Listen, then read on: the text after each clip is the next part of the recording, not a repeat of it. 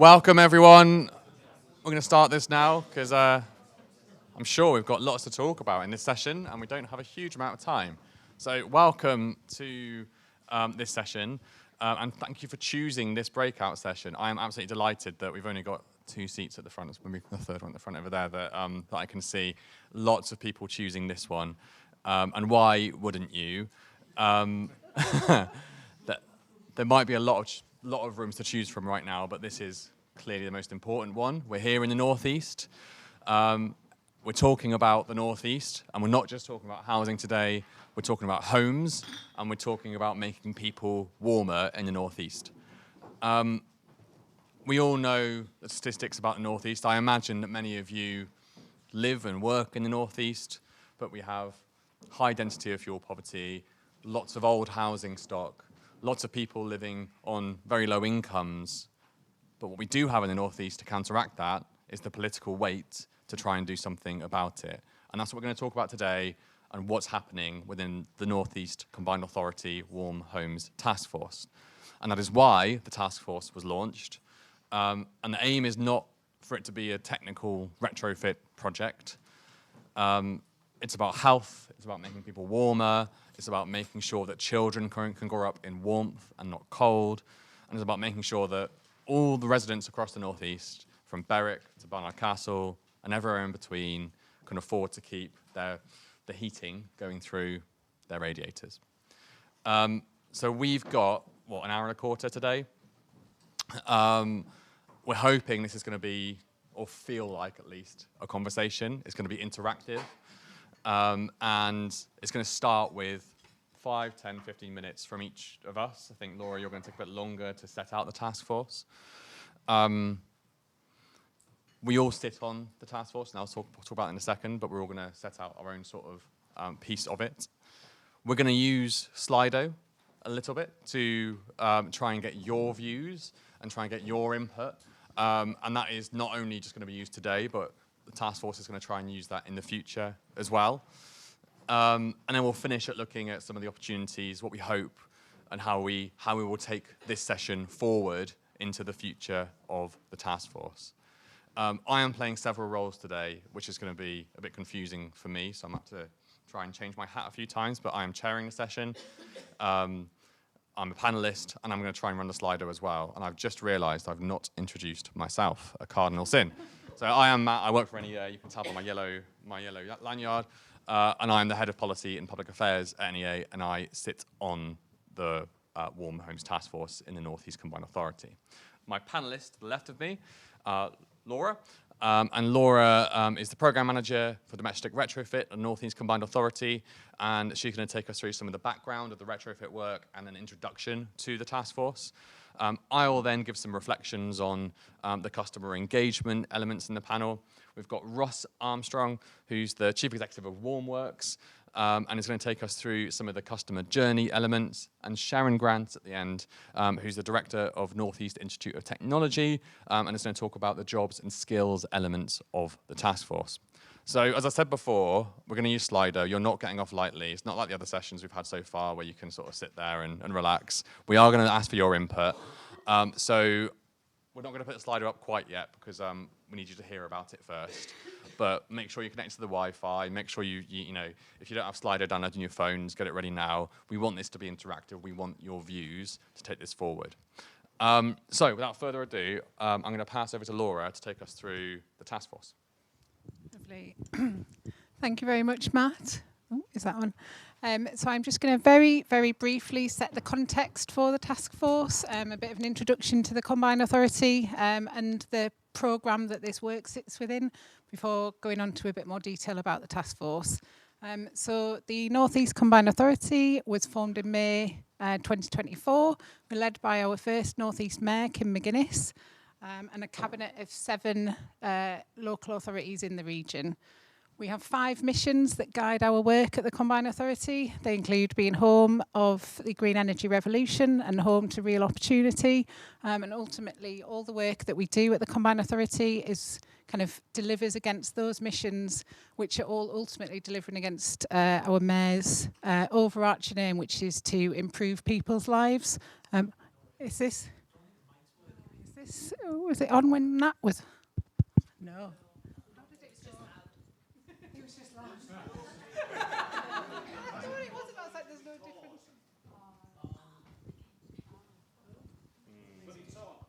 It's on. Oh, Right. it is on. Right. Can everyone hear me then? Do I need to shout more? Shout, right, okay. Right. Ultimately, sorry, I was saying that the work that we do at the Combined Authority is all kind of aiming towards our mayor's overarching ambition, which is to improve people's lives. The warm homes work that we do is part of the Green Energy Revolution portfolio, which is overseen by elected Mayor of North Tyneside, Karen Clark. And, sorry, I keep moving this away as well. The task force, the North East Warm Homes Taskforce, is one element of our wider retrofit programme. This includes delivery of a one-stop shop for retrofit advice that's live now across the region. It offers in-person, web and telephone advice to any resident or private landlord in the North East. There is also work to develop a regional strategy and action plan, which we'll talk more about because it's very closely linked to the work of the task force. And there is agreement to launch a low-interest retrofit loan, which is also something that has come out in the Warm Homes Plan, a kind of national government loan. So the task force is part of that overall kind of package of work that is really aiming to improve housing conditions in the region, make homes warmer, more comfortable and more affordable to run. The task force itself, it was launched in autumn last year. We had a first meeting in October. It's chaired by Mayor Karen Clark in her role as portfolio holder. And I'd say its overarching kind of aim really is to collaborate across the whole retrofit sector in the North East to really kind of identify what we need as a region to drive better quality retrofit and more retrofit that residents really benefit from, particularly those vulnerable households who kind of require these interventions most.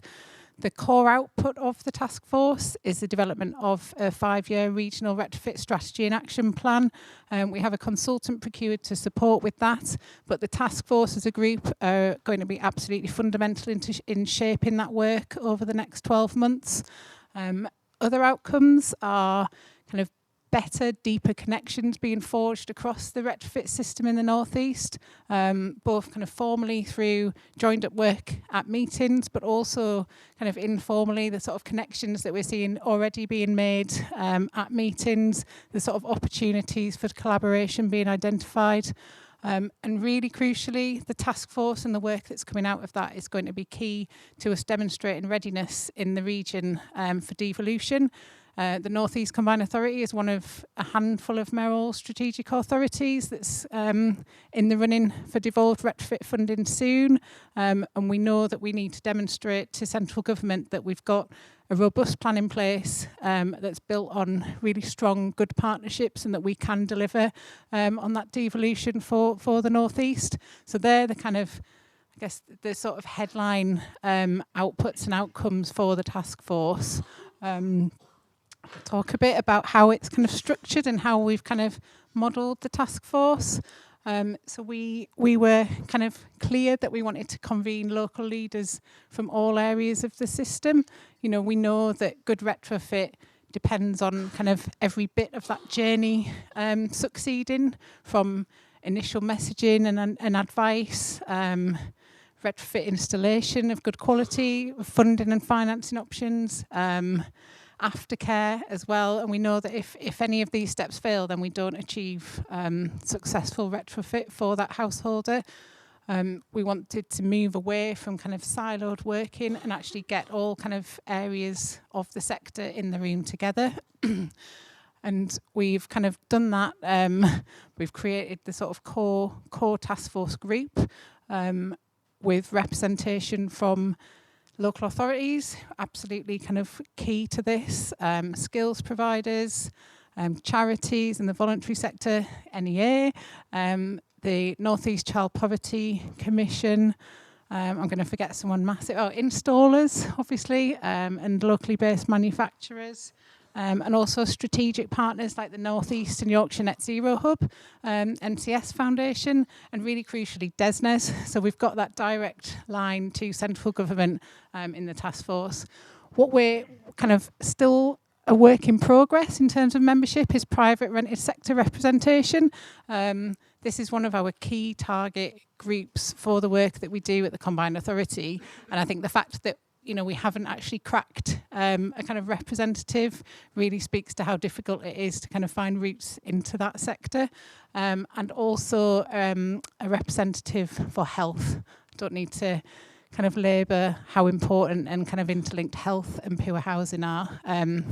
But other than that, we've kind of got our kind of core group there. We've had to try and strike the balance, I think, between getting breadth of representation and not creating a task force that is so big as to be unwieldy and ineffective. So we have about 25 members. We don't really want it to get any bigger. Other than those two kind of target groups at the moment. But we've kind of been clear to members that, they're there representing their organisation, but also really crucially, they're bit of the sector. And the idea and the expectation is that they kind of feed back through their networks and bring the sort of voice of their stakeholders and networks to the group as well. And we, as well as kind of that sort of wider linking with people's networks, we have a model where we have 5 advisory groups that feed into the task force, which you can see on the screen there. They were set up so that, well, to kind of widen participation. They're made up of people from within the core task force groups, but also other stakeholders as well. And also as a way of really kind of ensuring that we are kind of drawing on and kind of maximising the sort of deep expertise of task force members while we've got that commitment and time from people. So the task force advisory groups meet between the actual task force meetings, and they're really the kind of nuts and bolts that drive forward the work of the task force. So they each have a kind of set of agreed actions that they're working to. And this means that we're actually kind of progressing work between meetings, and it isn't just about these kind of quarterly meetings of the task force. And I will speak a bit about two of the groups there before handing over. So there is one group that's focused on strategic governance, and this is really about defining, and it came up in the previous session, sort of what good governance across the retrofit system looks like. So at various levels, the kind of organisational, delivery, financial governance, and the group is looking at developing a set of kind of good governance principles that should guide kind of how retrofit should work in the North East, and these will be refined during strategy development. So looking at things like effective procurement, quality control and assurance, governance across local authority boundaries and tenure boundaries. So all that really important stuff that needs to be there as a kind of framework to deliver good quality retrofit that works for all. And I mean all residents, but all organisations involved as well. And the other group that I'll briefly speak about is the finance and funding group. They have been working on mapping the kind of available funding and finance options, sort of understanding the landscape and where there are gaps, where there are options to kind of look at in more detail. We know that grant schemes are absolutely critical, particularly to sort of fuel poor households, but we also know that we need to move away from a reliance on these, and we're looking at kind of alternative options. We've got the Green Finance Institute represented in this advisory group, and we'll be doing some work on kind of innovative options there. And another kind of key part of work that group is looking at is not only understanding what's there, but how you communicate that, both to professionals working in the area, retrofit advisors, but also directly to households. And there's a real kind of focus there on how you translate the complexity of this into something that people understand. We've got our one-stop shop, and can be a real kind of key mechanism in doing this, but we're looking at how that will happen. And with that, I will seamlessly pass over to Matt to speak about customer engagement. Thank you very much, Laura. Yeah, I'm going to talk a bit about engagement. I'm going to build on some things that Adam spoke about earlier in his opening talk. And really, I think what the job of, well, a lot of this is to ensure that this retrofit strategy that's going to be created within the Northeast isn't just about infrastructure, but it's about who we care about, how we're helping them, how we're making sure that particularly low-income households, from NEA's point of view, are achieving warmth. And engagement is a really significant part of that. Engagement can define who you are helping, not just how you are helping them. And the how and the what of engagement is really, really important. Digital-only models, which would be a really easy thing to do, would miss out lots of households who are digitally excluded or not engaged digitally. Yes, it would help those that are tech-savvy and engaged in the digital world, but you would almost purposefully exclude people who find that difficult. On the other hand, you can purposefully include very vulnerable groups by where you place your engagement and how you do that engagement. For example, engaging within health settings like NEA's doing through its Warm Homes Healthy Futures program, and unfortunately the only other talk on that is next door at the moment. So you have chosen right, but it's worth watching that one back on the video when you get the chance. But placing engagement within the health setting allows you to reach people purposefully who are vulnerable to the impacts of the cold, because you're reaching people with certain health conditions because you're there. Placing advice and engagement in schools and family centres allows you to tackle child poverty and allows you to tackle children who are living in cold homes more directly. And doing those things would mean that the people you reach are some of the most vulnerable in society, instead of doing things by chance. So engagement really matters, and how you do it and where you do it is really important. Engagement isn't just about that initial contact, though. It's not just about the advice or the leaflet. It's about the whole process of hand-holding, and hand-holding is very, very important. You can probably tell, just from looking at the exhibition downstairs, that relying on a leaflet isn't good enough. There's no exhibitionist downstairs that bought the space, put lots of leaflets on the table, and walked away. Every stand is manned, and every stand is relying on good quality conversations to talk to people. And that's what good engagement is with Warm Homes as well. You can only really begin to take people through the process if you can have conversations with them. For the most vulnerable people, that often means a lot of hand-holding to get people through that confidence gap to allow them to take up a measure. And what we've found in our retrofit hubs, which were talked about earlier in the spotlight on stage, is that hand-holding support is crucial. The sorts of people who are most vulnerable, who need hand-holding to get through this, just won't engage with the process at all unless they have support all the way through it, and then aftercare as well. So that's really, really important. And I can't encourage enough the need for face-to-face advice. Telephone is great, but there's nothing like seeing someone in person, that person giving you the confidence to go through with taking potentially quite a big decision about your house. As I said before, the danger is that if you don't do this, you're actively excluding some people from it. So now on to the task force and what it's doing about this very important issue. There's 3 objectives that we've got on the advisory panel for engagement. Objective 1 is to reach those at most at risk of the cold by cutting across the priority groups, which include renters, child poverty, and I think is it health? I can't remember. I've blanked all of a sudden. Health, yes. That group is actually really big, and if you counted everyone who is renting and living on a low income and with a health condition in the Northeast, it would be a really big group. So it's about how you not just look at those groups, but look at the most vulnerable within those groups as well.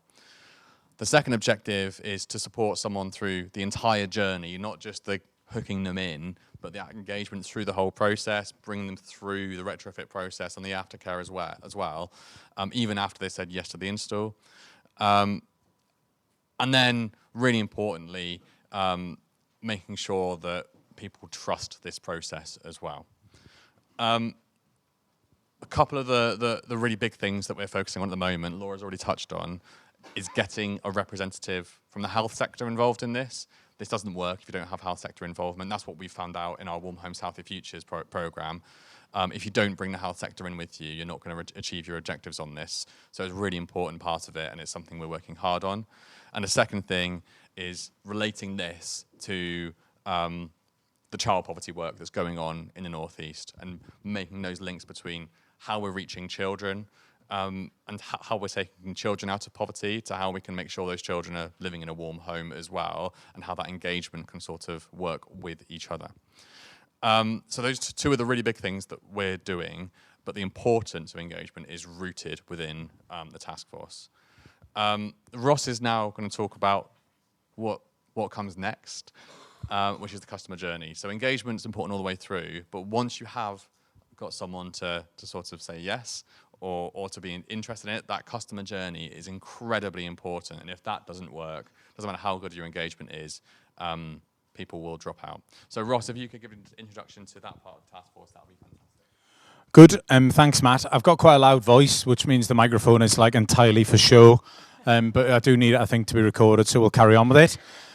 I'll start with a little bit of an introduction about me and about Warmworks. So I said to Matt before the session started, my first NEA conference was in Birmingham, and it's 21 years ago. I know I don't look old enough. I was just a child when I went to that first NEA conference, but it took me back to a point in time when essentially the northeast of England was the capital of fuel poverty delivery. I worked for an organisation then called EGA, and we ran a programme called Warm Front that spent £2 billion of government funding on making people's homes warmer with retrofits. £2 billion in about 8 or 9 years. And NEA at the time, headquartered in Newcastle, all of its work in Newcastle. EGA, headquartered in Newcastle, all of its work in Newcastle. The Northeast was the epicentre of tackling fuel poverty. So that's why I'm really, really encouraged to see the combined authority taking the lead and putting the task force together, because actually the history of the northeast of England, the capacity in the northeast of England, and the talent in the northeast of England exists to tackle this problem in a fundamental way. The Warm Homes Plan is a really, really welcome statement of intent. Let's all be clear about that. £15 billion worth of investment is terrific, but ambition by itself won't get things done.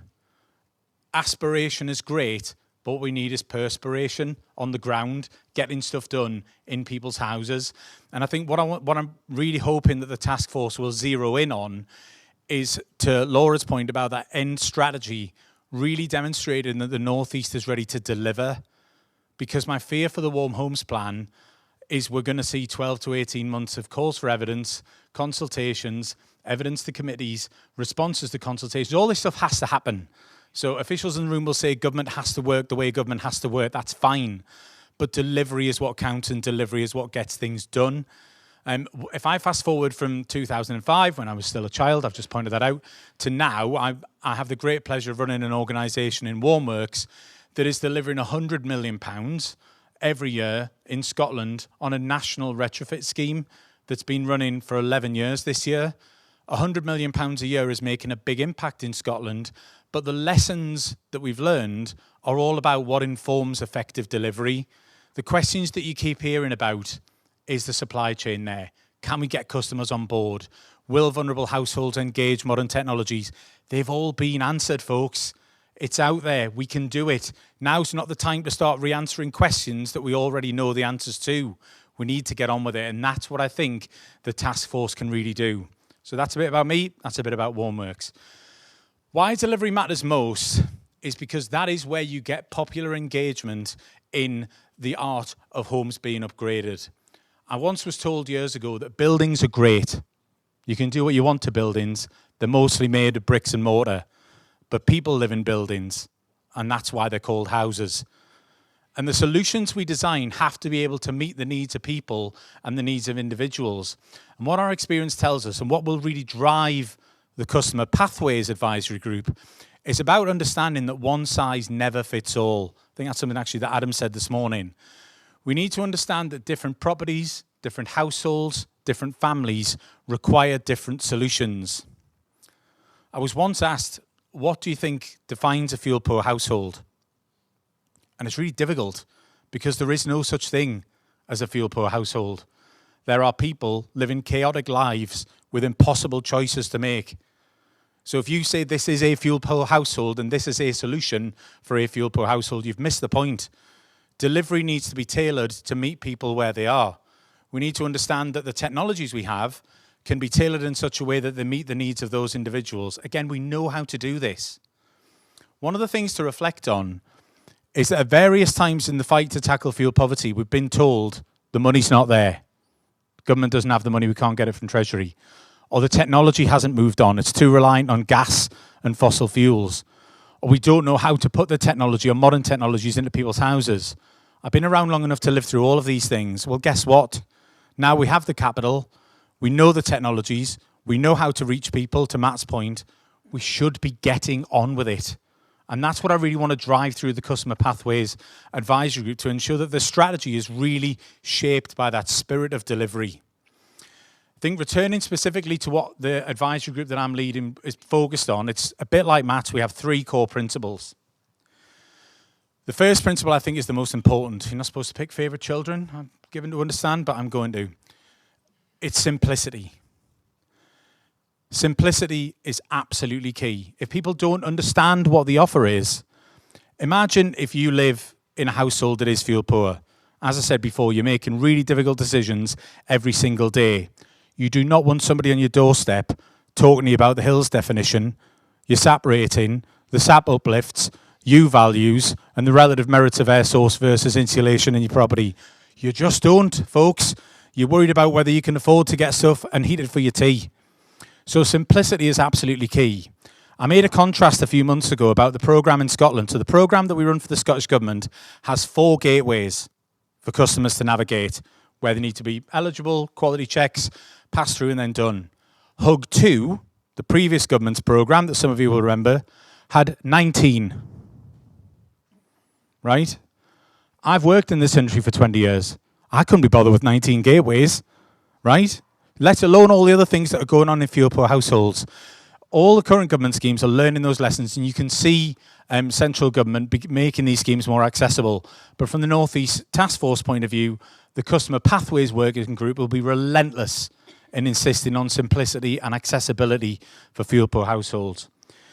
The second is about quality, a high quality customer journey that people can trust and believe in. We've heard a lot today already. Jess Skilbeck talked about the National Audit Report. I think it's really important that as an industry, we don't go too far the other way. We can acknowledge that in Eco and in GBiz, there were bad apples in the barrel. We know where they are. We know why it happened. It is possible, though, to still deliver a high-quality service with a high-performing supply chain without boiling the ocean and creating lots of steps that will just stop the industry from delivering. So in government's consideration of quality standards and compliance, we support that. But I think for the task force, we're going to ensure that quality is delivered in a way that doesn't stop it being replicated. And that brings me to the third point, that's our third principle, which is about replicating it at scale. Whether you believe there are 6 million households in fuel poverty, 8 million or 10 million, it's a lot of millions and we need to get on with it. So whatever journey we recommend that the North East will be delivering with its devolved settlement, we need to ensure it can operate at scale. Because if we design a customer journey that works perfectly for 1,500 houses in the region per year, we've missed. There are more properties than that need to be helped, folks. There's more than that needs to be done. So scale is a hugely important part of what the Customer Pathways Group will be aiming for. The final bit is just to talk about the next steps for the Pathway Group. What we're going to do is gather evidence. We're going to gather views. That starts today. Laura's point before, gathering evidence and engaging stakeholders doesn't start and end within the task force, the advisory groups. We will be open and we'll be willing to listen. If anybody wants to talk to me afterwards, you can talk to me. Our evidence gathering will be about tell us what you think works for each stage of the journey. What does a good survey process look like for the customer? What does a good retrofit coordination process look like for the customer? What does a good installation process look like? And so on and so on. 6 stages of the journey we've defined, and we're gathering evidence as to what works. So we are in listening mode, and we'd be dead interested to hear from you as to what you think will work best to deliver a set of recommendations that will be wrapped up in the strategy that will mean that the combined authority is ready to say, we're ready to deliver. Back to that word again, we're ready to go. And that's our end point, and that's where we want to finish. Okay? Sharon.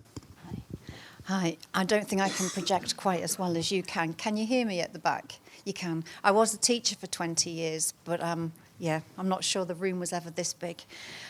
So for me, I'm director of the North East Institute of Technology, which is a collaboration of 8 FE colleges, an independent training provider, and 2 universities with some anchor industry partners looking at addressing the higher technical skills gap.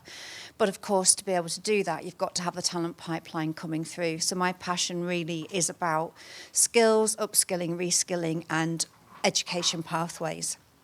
So for me, I'm part of the Skills and Workforce Advisory Group, and I really do believe that skills are the deciding factor in whether national and regional retrofit investment is actually going to be able to deliver on the outcomes. And especially with the scale of ambition and the increase in funding, that alone is not going to deliver us warm homes, lower bills, and allow for carbon reduction. What we really need is the right people in the right places with the right skills. So £15 billion we've mentioned of funding is being committed, but alongside this, the government are saying we need 180,000 additional high-quality jobs, be that in energy efficiency, clean heating. Oh, that's by 2030. So that is a huge opportunity for the North East, but it also comes with a reality that money doesn't deliver retrofit. It's the people that deliver the retrofit. Hence the need for this Skills and Workforce Advisory Group. So it's got a core purpose, basically to make sure that the North East has a workforce that can deliver the scale, the quality, and over a long term. So we're looking at 2050 and beyond. It's not that short-term funding programme. So we've got 5 main focus areas as a group. The first one is around demand-led skills planning. So Laura mentioned that the Warm Homes funding is being delivered through multiple routes. That could be social housing, local grants, loans, market-based incentives, and we've also touched upon the innovative financing potentially. So what happens then, or what matters, is what that translates into locally. What does that mean in the types of work, the volume of the work, what skills and where are those skills needed? So what we need to do is ensure that the skills decisions made for the North East are actually made in response to our regional demands, our regional requirements. At the moment, there are some gaps in understanding that could be around private landlords, homeowners, a lack of accurate and local demand data. So that makes it difficult for employers and providers to plan with confidence. So one of the starting points in the North East, and I think where the demand is probably clearest and most stable, is around our social housing and local authorities. If we look at the North East Housing Partnership alone, that owns and manages over 200,000 homes. So that is a significant long-term pipeline of retrofit activity. So our second focus is around competence and quality. So retrofit isn't a standalone industry. It really does depend on those core trades, whether it be electricians, plumbers, construction professionals. What they need is that retrofit knowledge embedded on top. At the moment, it's felt that there is a bit of a mismatch between the skills being trained and actually what's needed, and there are capacity gaps. So what we're trying to do is work together to ensure that retrofit is integrated into construction and housing roles, not to treat it as something specialist or as an add-on, something separate. It's got to be all non-specialists working in housing need to understand those retrofit principles as part of everyday practice. A third focus is looking at the system coordination. So we're very fortunate in the Northeast that we do work well together, and we've got some excellent activity underway. I'm going to be a little bit biased and say with the NEIOT, we've got a lot of FE and HE providers already collaborating. You've got a newly developed CTEC underway as well. These regional networks will really be able to help link that education and employer piece. But what we're here to do is to make sure that we're not duplicating work. That's a big passion of mine. So what we've got to do is identify what's missing, making sure that we're connecting the right employers, providers, and programs, and make sure that our skills provision is going to deliver programs around like warm homes and to meet the North East Combined Authorities retrofit activity. So the fourth focus is people. Despite the scale of the opportunity, I think retrofit remains a really poorly understood concept within schools and for school leavers and those changing careers. The routes into it are unclear, and the pipeline of work can often feel a little bit uncertain as well. So what we're hoping to do as a group is to work with the Combined Authority career programs, schools and providers, and aim to outline clearer pathways with clear progression and positioning retrofit as a long-term skilled career, not just a short-term program. Finally, we're looking at any structural barriers that might be in the way, and I've mentioned one, possibly the misalignment between training and delivery, what's needed, what's available, the uncertainty in the market. But what we really want to do is provide a clear evidence-based insight on what's working and maybe what's not working quite so well. So success for us would be that the warm home funding translates into real local jobs. Strong core trades have retrofit embedded as standard practice. The skills provision aligns exactly to what we need in terms of the delivery pipeline. That employers have the confidence to invest and grow their own staff within that, and that the Northeast workforce is able to deliver retrofit at scale. So we want to work to ensure that the investment in homes and clean energy is matched by the skills to deliver it. And I think a bigger ambition is that not only are we positioned to participate, but we want to be seen to be leading in that space as well. Thank you, everyone. That's about half the time done. So as I sort of noted at the start, we're going to get, hopefully, a bit back from you guys in a minute. So hopefully you're all connected to the Wi-Fi. It's a QR code up there, but it's also NEA-Conf NECA for the Slido. I'll leave it up there just for a couple of minutes. But the first question I'm going to get people to answer is about concerns. So, and it's about what your main concerns are about retrofit work in the North East Combined Authority area. And I promise that we'll move on to more hopeful things as we end the session. But I couldn't possibly do it the other way around. I see phones have gone away. So hopefully that has opened up a word cloud for people to respond to. It has. Fantastic. I'm going to tell you about one of my concerns. I sit on these sorts of panels, whether it's with businesses, local authorities, charity groups, across different parts of the country, talking about different things. And the biggest risk I see with this sort of work is that it's a talking shop. And we get together every quarter and we talk about the problems and nothing ever happens. Someone takes an action and then we talk about that action next time. We may have done it, we may not have done it, and that might be a running action. So that would be my main concern about this work, is that we talk about it for too long and don't deliver. I can see speed of delivery coming up on screen is a really important one. I'm actually fairly confident in this one that that's not going to happen, because the work of the task force is rooted in a key deliverable, which is the strategy, and the strategy is rooted in delivery for people. So hopefully my biggest concern about this and other things like it will not come to fruition on this occasion, but I think hopefully we can all see the sorts of things, results that are coming up on the screen right now. And I'm going to ask you guys to talk about your biggest fears and reflect on them. I'll talk about some of them because if Sharon's eyesight is probably as bad as mine and can't see them. But speed of delivery is really important in terms of concern. Trust, customer understanding, skills shortage being up there, businesses, trusted installs and quality of work. But I think trust, speed, and customer understanding are the three big ones up there in terms of what people are most concerned about. Laura, I'll get you to reflect on that first, if that's okay. Yeah. Thank you, Matt. Just firstly, I'm going to reflect on the task force not just being a talking shop, and I hope that we can get you to being very confident that this one isn't, not just fairly confident, Matt, as part of it as well. So we were really determined from the outset to avoid that, and it was something that we thought a lot about, and about how to kind of structure the task force and to run it to avoid that. And we've been clear that, as Ross was talking about, being very sort of heavily solution focused. We've all been to events like this, we've all been to webinars where we talk about the challenges of retrofit, the issues, we kind of know that. So we didn't want to kind of rehash that. We wanted to kind of really get on with looking at what the solutions were and how to deliver them.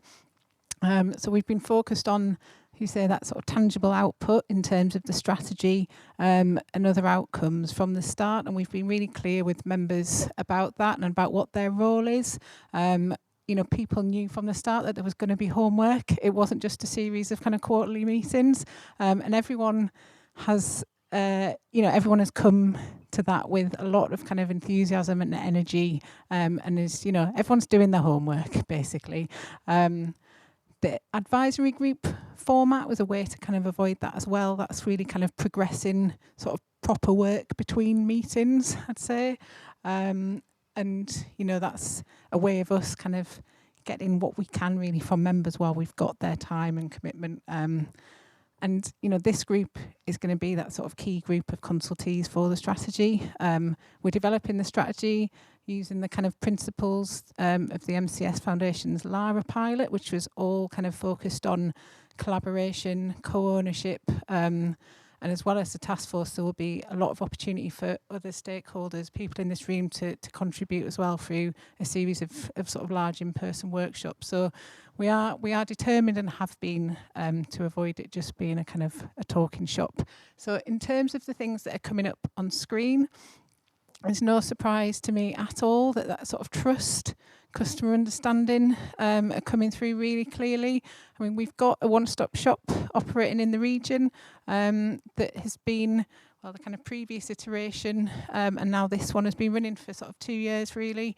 And we've seen, the sort of difficulties in engaging people, in sort of building that trust, and the absolute kind of central importance of that in-person advice, as Matt was talking about. I think my sort of concern around that is obviously the Warm Homes agency that's been spoken about, and the kind of advice that will come through from that. I think Matt touched on it, that actually digital first advice is not going to work for a lot of the people that we really, really need to meet.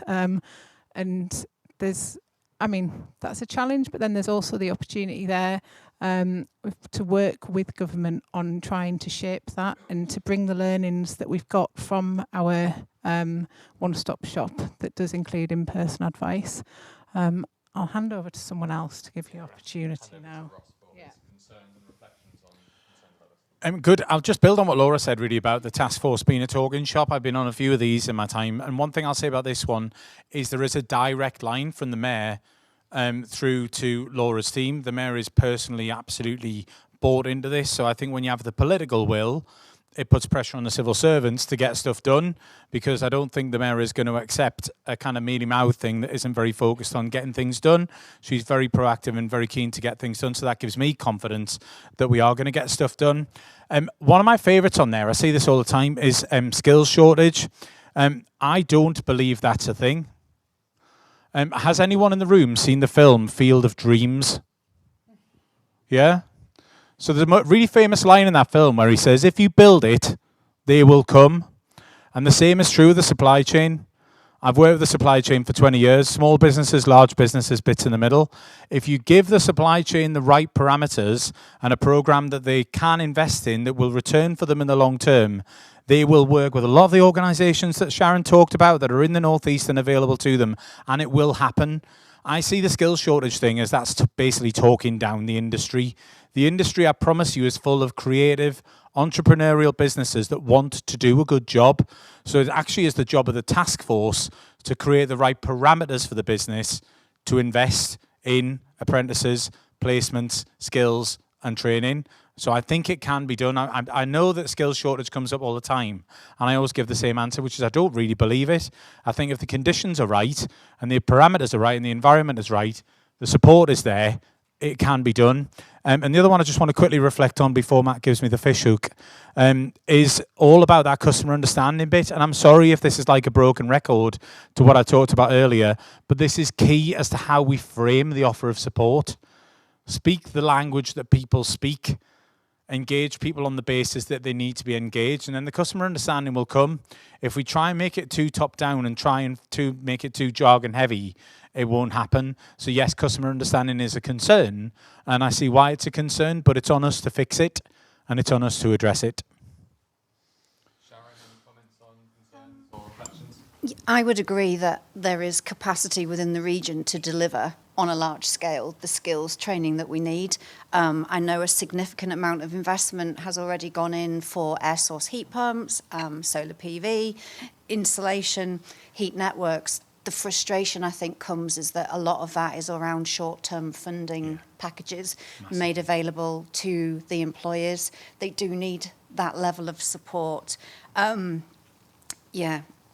That's, I think, Massively. one of the biggest stumbling blocks, because without the numbers coming through, then the colleges can't financially viably run the courses as well. So it's kind of like a catch-22 sometimes. I'm just going to come back on that while I've got the microphone. Lethal.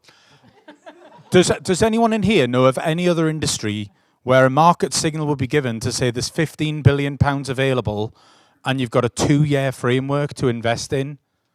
There isn't another industry in this country that would do that. They would give businesses exactly what Sharon's talking about, that long-term view for return on investment. £15 billion, but the parameters are fixed for about 18 months, then we'll change them again. There isn't another industry in this country where that happens, so why should we accept it in this one? Fair enough. I think that's more of a fear for the Warm Homes plan rather than for the work of the combined authority.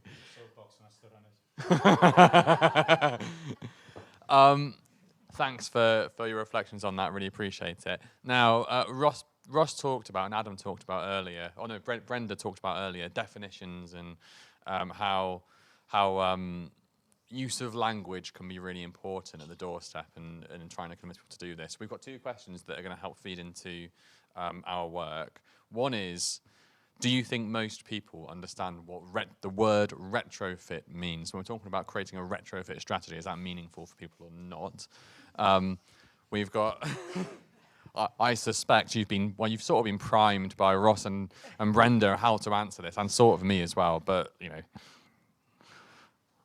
we've got 35 respondents, 37. And this isn't going to turn around. The answer's no.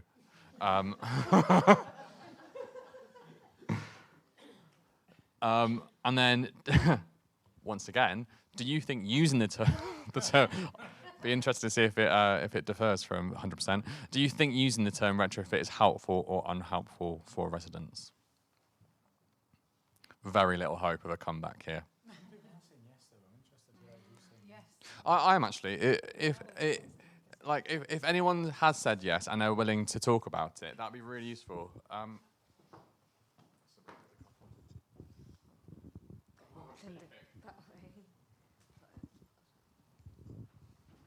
Hi, so I think 2 years ago, people hadn't heard of the term retrofit, and now it's more in people's vocabulary. So I attended an event for the public at Berwick last week, and 5 different people from households came to say, we've come to talk to you about retrofit, and they were from a demographic that you wouldn't expect to have come across that term, but it seems to be finding its way into people's vocabulary.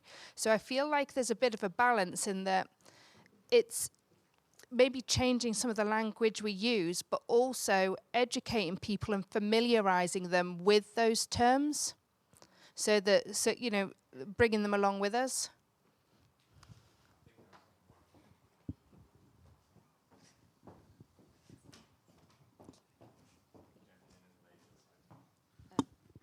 I was slightly weird. I answered no for the first one and helpful for the second, because I don't think that people understand the word retrofit, but I think it's helpful to have a word, and I think it's on us to frame that retrofit is the word. I personally don't. I hate the decarbonisation conversation because I think that's too confusing for people, and you can't see carbon, so it's not a thing, and then it becomes this kind of pie in the sky thinking. So retrofit, it's up to us to frame that, but I don't think most people know what it means, but I do think it's helpful to have one term that we use.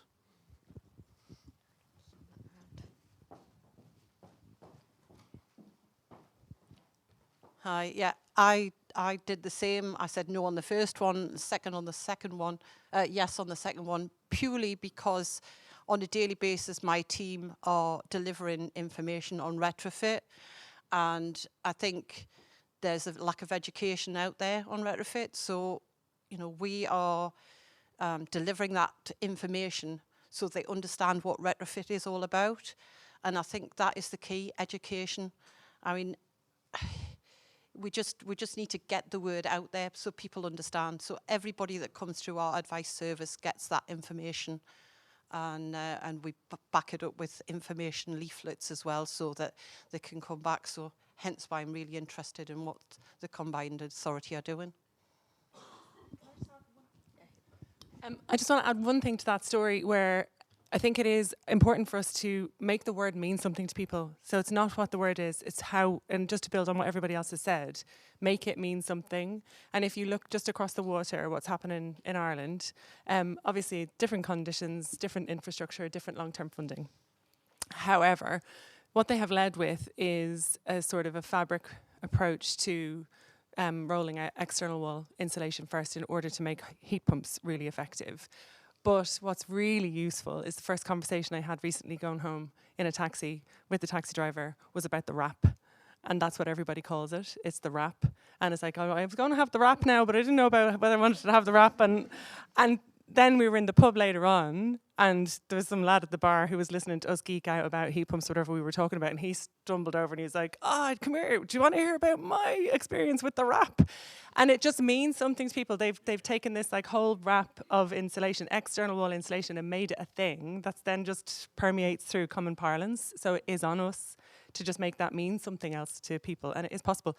Because it also feeds into the long-term planning. Like, we're not going to do ourselves any favors if we change our language now. Like, we need to build on it.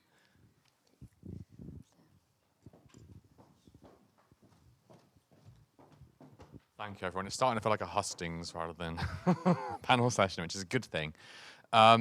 But yeah, it's really interesting that people were voting in different ways, and actually it might be more of a consequence of me asking leading questions that it became overwhelmingly sort of one way than the other, and really good points from guys there who said it was helpful. I think don't throw the baby out with the bathwater maybe on language. So we've talked about concerns. We're going to talk about hopes now. And this next question is a big one, but what are your hopes for retrofit in this area? The North East Combined Authority area, and you can be however precise or imprecise as you want to be, broad.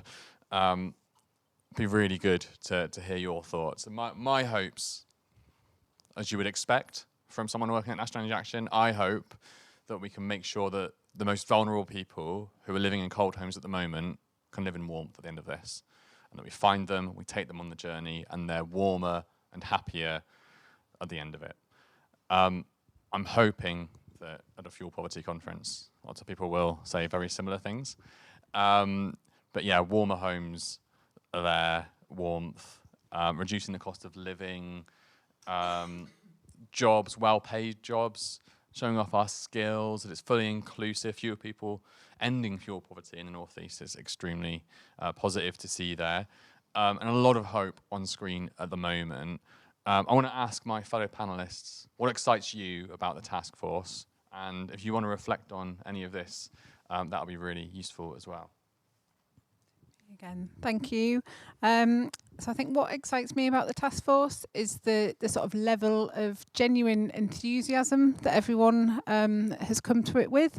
When we had sort of initial conversations with people about them becoming members, it was universally a yes, and there was sort of real genuine kind of eagerness to be part of it, and everyone has come to it with sort of real energy and ideas and sort of openness as well to thinking about how things are working at the moment and what can be changed and what does need to be changed and how we can work together to do that, and just the sort of breadth and depth of expertise in the room as well. It feels like we're in a good position to make a sort of genuine change in the Northeast, with, you know, obviously the kind of the signals coming out of the Warm Homes Plan, fuel poverty strategy, MEES as well, and actually it's kind of the timing is perfect, I think, to really sort of capitalise on that and sort of make some real headway. So I think that's what kind of excites me in terms of these hopes. I think, as you said, Matt, it's nothing I wouldn't expect. I think I saw, did continuity came up there? I can't see it now, and sort of long-term strategy, and that's what I would really hope for. And I think that comes out from all areas of the sector, that, you know, the sector and households need that sort of continuity and confidence, and need to kind of feel that, you know, retrofit, whatever that means to them, is something that they can trust and something that is happening, and actually, you know, the time is now to be involved in that. Grant, I guess my biggest hope is framed in the context of the opportunity. £15 billion available, and we know that the North East, through its devolved settlement, is going to get a portion of that through the NECA to deliver. So my biggest hope is really simple, is that it works. Because it's a massive opportunity and it has to work. So if you'll indulge me for just 2 seconds, why it's important that it works, is it matters too much to get it wrong. I was at an event last year, so I'm going to embarrass Amanda a bit, who's in the audience. Amanda said that when a child is born and leaves hospital as a newborn and goes home to a cold home, all of its organ development is limited by living in a cold home. So from being a newborn, its brain and its neural patterns don't develop in the same way that babies develop, newborns develop in a warm home. Do you want to live in a world where as a newborn, you're disadvantaged from the get-go? And yesterday, I went to a house we improved in West Denton. Brand new storage heating for a couple that had had ducted warm air for 30 years and only lived in one room in the winter. 63 years they've been married. They had a card from the King and Queen. It was brilliant. We've got brand new heating in that house and full insulation in the loft, and they live in the whole house. They're 85 and 82, and they're living in the whole house. It matters too much to get it wrong. So what my hope is that it works. Simple as that.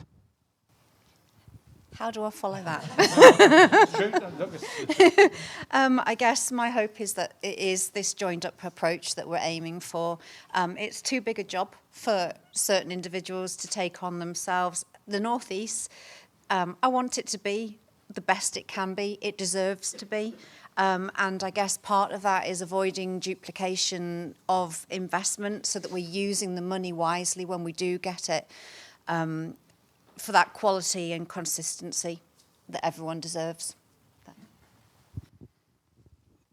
Thank you. And if anyone has any reflections at all, anything that we're saying at any point, do put your hand up and I'll try and bring people in. This is going to be a fairly open forum. But I have got another Slido question to answer, or for you guys to engage with.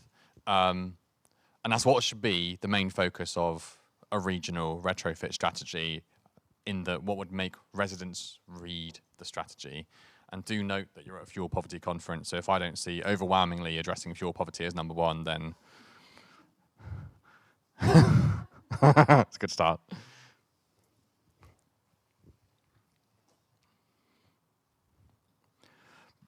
So for me, on this one,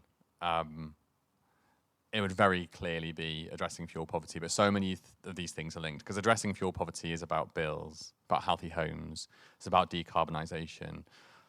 And maybe the thing that does speak to residents, well, the thing that's attractive to residents, to people that make me want to read it, are the two that are coming out top. The things that people really care about are, can I afford to put the heating on? It's about bills, it's about what hits them, and it's about their own health more than anything else. So can they afford to be healthy, to feel healthy at home? And comfort's within that, but I think health and the cost of living really speak to people at the moment. And this is really, really useful as a sort of image of what we think is important to the residents in our region, and hopefully this will help frame the strategy around all of these things, but with a focus on, I think the clear messages from this is that you've got to focus on the person rather than the technology and the building, which is the point that we came from, really, I think. So thank you. I've got another couple of questions for the panel before we leave. And the first one, Ross, you've touched on this, but it'd be really good to get your perspective as well, Laura. What political drive is there behind this warm homes agenda in the North East? Thank you. I mean, obviously there's been sort of strong positive signals from central government that we've talked about a lot today, so I won't labour. But in terms of the sort of political drive here in the North East, I think we're very lucky. The North East Mayor, you know, she's sort of 2 years into her term, and she has been clear and consistent throughout about her sort of mission, and it is all around improving people's lives. That's the sort of overarching mission. And, you know, it's achieving that through things like tackling child poverty, which was the sort of headline manifesto commitment that she was elected on, improving housing conditions, particularly in the rented sector, and creating good future-proofed green jobs. You know, they're sort of three of her sort of targets and our sort of strategic priorities that really guide what we do. So we are lucky. We do have that kind of consistent political backing in the Mayor. Similarly, our portfolio holder, Mayor Karen Clark, is equally kind of supportive of this work. So I think someone said something earlier, you know, they are both all over our work, which is, you know, I'm very pleased about. You know, we committed at the Combined Authority when we got our programme approved. That involved £4.2 million of internal funding. So none of the work that we're leading at the Combined Authority at the moment is funded by external funding. It's all the North East Combined Authority's investment fund. So, you know, obviously with that level of kind of internal funded investment, there is a kind of there's strong scrutiny, and there is a real kind of strong will from everybody, including our political leaders, to make this a success and to see that happen. So yeah, I feel like we're in a very good place in terms of sort of political backing, and I'm not too worried about the May elections with that either. I think that will continue, and the work that we're doing will only drive forward. I don't know if anyone else has. I just want to add, more as a resident of the North East, it's very visible, the commitment to addressing particularly child poverty, and the interlink between that and warm homes is been made so clear. And we'll hear a little bit more about that this afternoon. But I feel that as a resident, and it gives me great hope in my job that this will be driven through, and there is a huge commitment to making it happen. I've got one question over there, maybe, that Sabrina will give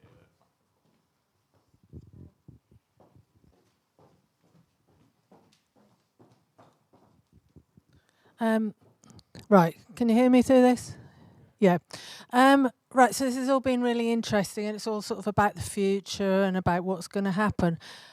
So I sort of apologise for my question in some ways, but it's sort of about a very practical thing now. I understand there is a one-stop shop that is available at the moment. I actually work in a citizens' advice, and we deal with obviously very practical things, people in crisis at the moment. And I have sort of heard about the one-stop shop, but I haven't really been able to find out too much about it. I wondered whether you could tell me a little bit about how we can contact it and what sort of things it's able to do at the moment.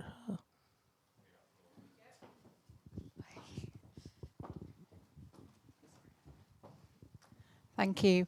I'll only talk briefly, but I'm happy to kind of connect with you outside of this. And actually, our delivery partner is in the room as well for the one-stop shop. It's delivered by Energy Saving Trust on behalf of the Combined Authority, and it's 7 local authority partners.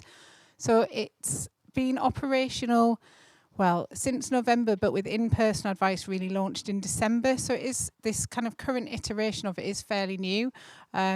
We've got an advisor working in each of the 7 local authority areas.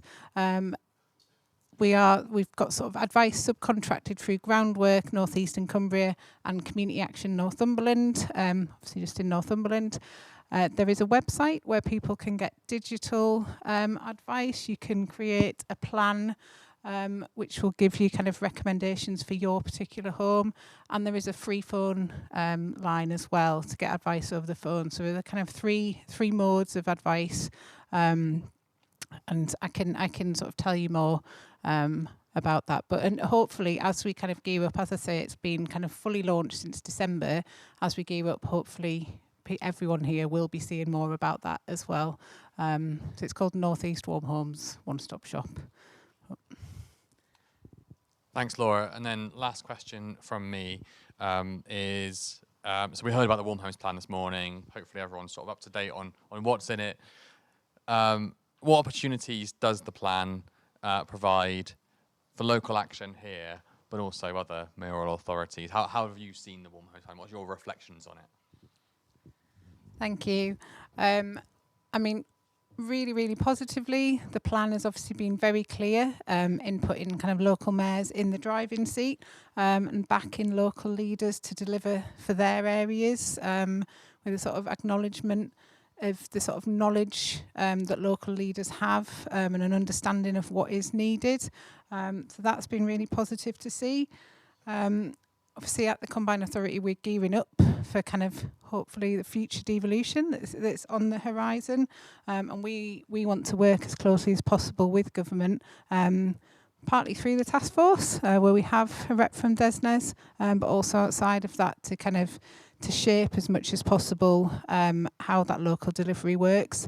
I know there's been lots of talk this morning, obviously, about the Warm Homes Agency, and I think there's still a lot of questions around that and how that will work. Both the sort of advice side and what that will mean for existing advice services as well, and how you kind of plug the gaps and make sure that activity is kind of complementary rather than duplicating anything sort of nationally, but also not then leaving any gaps because of that coming in. So I think there's a lot of kind of work to do there with government on that, how that will work. But I think we're in a very strong position. We've got a lot of learnings from our own advice service and more generally sort of through the task force and that will come out with strategy development. We've also got, which I probably should have mentioned earlier because it is a big deal for us at the Combined Authority, we've got an innovation team funded by Bloomberg Philanthropies. That's funding 3 posts for 3 years, which is just kind of started. 2 of the 3 people have sort of joined us. One is kind of joining imminently. And that team will be looking at both child poverty and fuel poverty. And how to kind of take an innovative approach to tackling some of the sort of problems there. So they'll be piloting different innovative approaches to tackling those policy problems both together as well. So there is a kind of a real commitment to that at the Combined Authority and to sort of sharing the learnings with government and hopefully kind of shaping as far as possible the local delivery. Good. So you've already had the soliloquy about the opportunity it presents for the region. So I'll spare you part 2. Just accept that I've kind of given you that one already. It does present a big opportunity to get on with delivery, and that's really important. 2 things just to quickly reflect on with it. One is there is a lot of narrative in the Warm Homes Plan about local delivery. That's fine. But local delivery can still mean scalable delivery. And I think it's really important as the Warm Homes Plan unfolds not to get trapped down a rabbit hole of thinking that good delivery means really niche local schemes of 100 homes there, 50 homes there, 250 homes there. Local and bespoke delivery can still be scalable delivery, and that's a really important circle for government to try and square as they go through the process. And just leading on, I think there's an opportunity as well. There's a lot of work to do for officials to translate the Warm Homes Plan from aspiration into delivery, a heck of a lot. While they're in listening mode, and they will be in listening mode, they'll be needing solutions, they'll be needing examples of things that work. I think we should see that as an opportunity to show officials things that work and to showcase examples of where effective delivery is genuinely happening on the ground. I think the next sort of 6 to 12 months, officials are going to be under a lot of pressure to translate that into delivery, and we as an industry have to help that process in a proactive way by showing clear examples of what can be scaled. So that's where I think the opportunity is. He keeps stealing my thunder. Sorry, I'm just reading notes. Some really good stuff on Sharon's Damn paper. it. It's a nasty comment about my tie on there. I guess it's the opportunity to deliver the quality retrofit now, and I think for us in the Northeast, to like I said earlier, to be a leader in that as well, with the scale that we've got in the region that requires retrofitting. For me, the big thing is that the quality is so important, because I don't want us to be in a situation where we're retrofitting the retrofitted in 2 or 3 years' time. Yeah. So it's making sure we do it right this time round. Thanks, everyone. I've got one more question on Slido, which sort of brings us towards a close, which is, so we want to represent as broad a range of interested groups in the strategy development as possible, and this isn't the end. So if you've got any further comments or insights, what's the best way to sort of engage with people? Whilst you're answering that, I'll just reflect on some of the things we've talked about and we've heard today. So we've heard about what the task force is all about, and largely it's about helping people and making sure that people can be warm at home. We've heard about some of the fears that we have and that you guys have, and the fears largely based around things like the speed of delivery, things not happening, it being more of a talking shop, the quality of installs, all the problems that we've really seen nationally over the past few years. But overwhelmingly, what I've seen is the hope that we can end fuel poverty in the Northeast, the hope that we can move towards warmer homes in the Northeast, and hopefully you've been given some level of confidence that is the aim of the task force as well. That's the aim, and we're working towards it.